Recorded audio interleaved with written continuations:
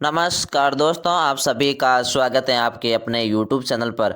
आज हम आपके सामने हाजिर हुए एक नई वीडियो के साथ। आज का वीडियो बहुत इंपॉर्टेंट है। आज हम बात करेंगे राजस्थान बोर्ड परीक्षा 2024। जी हाँ, आपकी बोर्ड परीक्षा जो कि मार्च में शुरू हो रही है, उसके लिए आज हम कक्षा 10वीं के गणित विषय के मॉडल पेपर के साथ हाजिर हुए हैं। हमने कक्षा 10वीं के गणित विषय के और भी मॉडल पेपर अपलोड कर रखे हैं। यदि वो वीडियो अभी तक आपने नहीं देखे हैं तो जल्दी से जाकर देख लीजिए, और जल्दी हम सभी विषयों के मॉडल पेपर अपलोड करेंगे। तो आपने हमारे चैनल की सदस्यता नहीं ली है तो जल्दी से जाकर हमारे चैनल की सदस्यता ले लीजिए और बेल आइकन प्रेस कीजिए ताकि आने वाले वीडियो की हर इंपॉर्टेंट नोटिफिकेशन सबसे पहले आप तक पहुंच सकें। आइए अब हम आज का वीडियो स्टार्ट करते हैं। यहाँ आप देख सकते हैं मॉडल पेपर 2024 कक्षा 10वीं विषय गणित पूर्णांक 80 नंबर का होने वाला है, और आप समय मिलने वाला है सवा 3 घंटे का। 3 घंटे और 15 मिनट आपको टाइम मिलेगा। यहाँ आप देख सकते हैं सबसे पहले आपको बहुविकल्प यानी कि अपशब्द वाले सवाल देखने को मिल रहे हैं, जिसमें निम्न में से कौन एक अप्रिमेय संख्या नहीं है। इसमें 3 संख्या अप्रिमेय संख्या है और एक संख्या परिमेय संख्या है। तो आपको परिमेय संख्या बतानी, यानी कौन सी संख्या परिमेय है। √10 अप्रिमेय संख्या है, √24 अप्रिमेय संख्या है, √35 अप्रिमेय संख्या है, लेकिन √25 परिमेय संख्या होने के कारण ये राइट ऑप्शन होगा, द राइट। इसके बाद अगला सवाल आप देख सकते हैं, बहुपद x² -3 के शून्याक होंगे तो इसके शून्याक -√3 और √3 होंगे। इसी तरह आप सभी सवाल देख सकते हैं। तीसरा सवाल है, समीकरण x + y = में कितने हल होंगे तो इसके अनंत हल होंगे।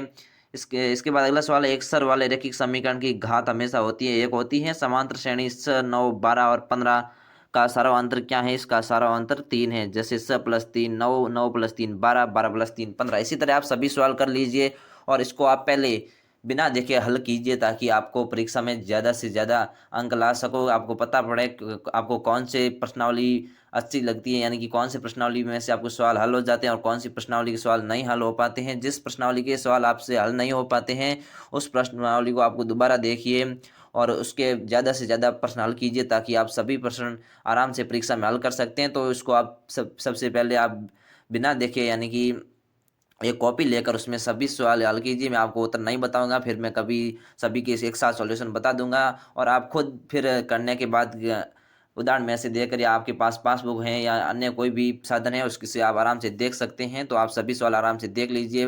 कुल 12 सवाल आपको अपशब्द वाले देखने को मिल रहे हैं। इसके बाद आती है रिक्त स्थानों की पूर्ति कीजिए, जिसमें आपको कुल 6 रिक्त स्थान देखने को मिल रही है और सभी एक एक नंबर की हैं। आप देख सकते हैं दो परिमेय संख्याओं के बीच में परिमेय संख्या हो सकती है, यानी अनगिनत परिमेय संख्या हो सकती है। यहाँ पर बहुत परिमेय संख्या हो सकती है। इसी तरह आप समांतर श्रेणी में 5, 7, 9, 11 का प्रथम पद होगा तो इसका प्रथम पद 5 होगा। इसी तरह यहाँ सभी सवाल आप आराम से देख सकते हैं। बहुत ही अच्छे सवाल है। आप सबसे पहले इसको बिना देखे कीजिए।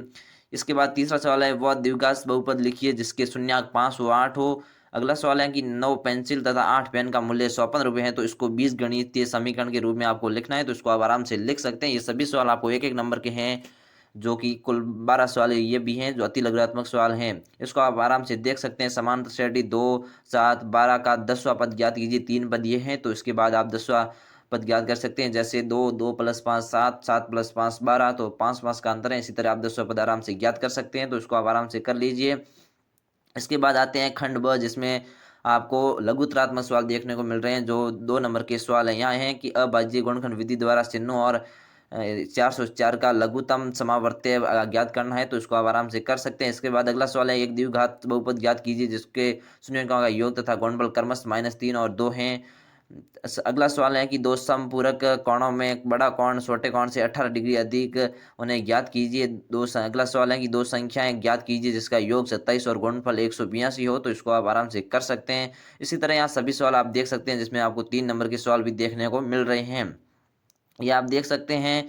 जैसे 15 सवाल है कि किसी फैक्ट्री के 50 श्रमिकों की दैनिक मजदूरी की निम्नलिखित बटन से फैक्ट्री के श्रमिकों की माध्य दैनिक मजदूरी ज्ञात करनी है। तो माध्य आप आराम से ज्ञात कर सकते हैं।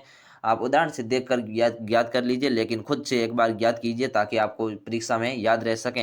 इसके बाद अगला खंड स है, जिसमें आप देख सकते हैं 17वां सवाल है कि यदि समांतर श्रेणी के प्रथम 51 पदों का योग ज्ञात कीजिए जिसके दूसरे और तीसरे पद क्रमशः 14 और 18 है। दूसरा पद 14 है और तीसरा पद 18 है तो इसके बीच कुल कितने का अंतर है। इसके बीच 4 का अंतर है। तो 4 के अंतर के साथ आप कुल 51 पद ज्ञात कर सकते हैं और फिर 51 पदों का योग आप आराम से ज्ञात कर सकते हैं। इसके बाद 18वां सवाल है जिसमें आपको समांतर चतुर्भुज के कुछ माप दिए गए, उस माप के आधार पर आपको पी का मान ज्ञात करना है। तो इसको आप आराम से कर सकते हैं। इसके बाद अगला सवाल 19वां है जिसमें एक आपको कुछ माप दिए गए हैं, जिसमें आपको भवन की एक ऊंचाई ज्ञात करनी है, जिसमें आपको कोण वगैरह दिए गए, इसके अनुसार आप भवन की ऊंचाई आराम से ज्ञात कर सकते हैं। इसके बाद अगला सवाल 20वां है, जिसमें आपको एक लुप्त संख्या बारंबारता f ज्ञात करना है। तो इस आप सारणी के अनुसार f को भी आराम से ज्ञात कर सकते हैं। अगला खंड, इसके बाद अगला खंड द आता है, जिसमें आप देख सकते हैं आपको एक प्रश्न दिया गया है, सिद्ध कीजिए कि किसी वर्त के परिगत समांतर चतुर्भुज अथवा सम चतुर्भुज होता है। इसके अथवा में सवाल है, यानी कि अब खंड द में आपको कुल 3 सवाल देखने मिलेंगे और सभी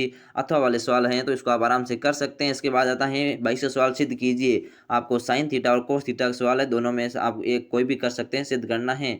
इसके बाद 23वां सवाल है कि नीचे दिए गए हुए बटन का माध्यक 28.5 हो तो x और y के मान ज्ञात कीजिए। आपको माध्यक दिया हुआ है और x और y के मान ज्ञात करना, इस सारणी के अनुसार आप आराम से इसको भी कर सकते हैं। इसके बाद अथवा वाला सवाल है कि आप बारंबारता बटन का बहुलक ज्ञात करना है। इस सारणी के आधार पर आपको बहुलक ज्ञात करना है, तो इसको भी आप कर लीजिए। यदि आपको कोई और डाउट हो तो आप हमें कमेंट करके पूछ सकते हैं। हम हाजिर होते हैं एक नई वीडियो के साथ, तब तक के लिए जय हिंद, धन्यवाद।